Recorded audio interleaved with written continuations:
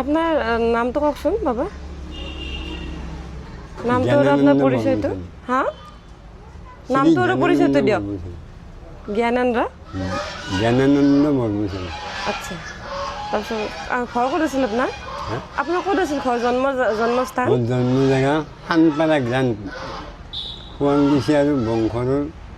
ওচৰতে আচ্ছা আৰু আপুনি তাতে সৰুতে ডাঙৰ দীঘল হৈছিল ইয়াতে কিমান চনত আহিল নলবাৰী ইয়াতে মই 78ত আছোঁ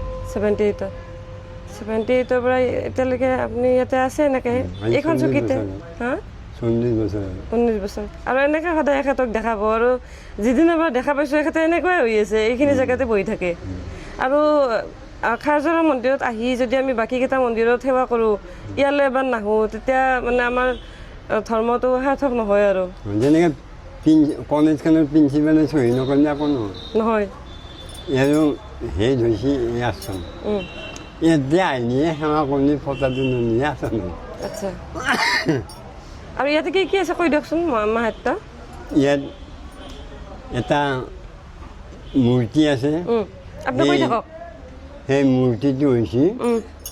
পৰমানন্দ ব্ৰহ্মচাৰী আচ্ছা তেখেতে এই খাৰজাৰা আশ্ৰমখন স্থাপন কৰি থৈ গৈছে কিমান চনৰ কথা এইটো 18 চনতে আচ্ছা তেওঁৱে স্থাপন কৰিছিল পৰমানন্দ ব্ৰহ্মচাৰী ইউপিৰ মানুহ আছিল ইউপি আচ্ছা ইয়াতে এখন খাৰজাৰা আশ্ৰম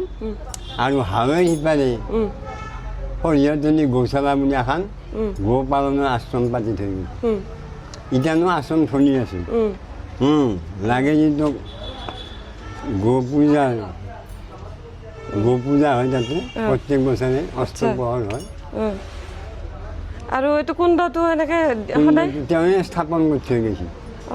এনেকৈ দিন ৰাতি জ্বলি থাকে নেকি কুণ্ডটো এতিয়াও জ্বলি আছে আৰু ইফালে থাকে পূজাৰ সামগ্ৰী পাঠ কৰা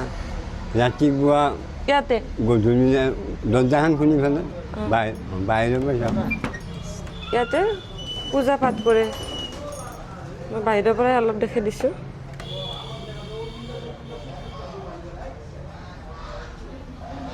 ইয়াতে পুৱা গধূলি সদায় কৰে নাই বাবা পুৱাবেলা গধূলিবিলাক পূজা আৰু দিয়ক এতিয়া নহ'ব মোক কিবা কাম কৰোঁ এইবিলাক নাগাৰা চাগাৰা চাই ন